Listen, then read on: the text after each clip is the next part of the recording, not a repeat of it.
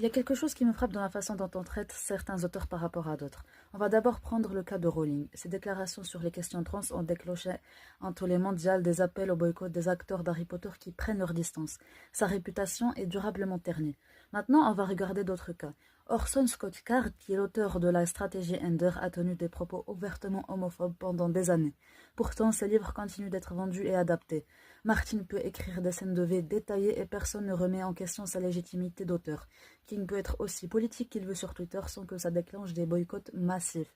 La différence de traitement est frappante. Quand Rowling exprime une opinion certes controversée, c'est un crime impardonnable. Quand d'autres auteurs font pire ou pareil, on sait soudain séparer l'artiste de l'œuvre. Je ne défends pas les positions de Rowling, mais cette incohérence dans nos réactions interroge. Pourquoi certains auteurs peuvent survivre à leur polémique tandis que d'autres sont immédiatement mis au ban?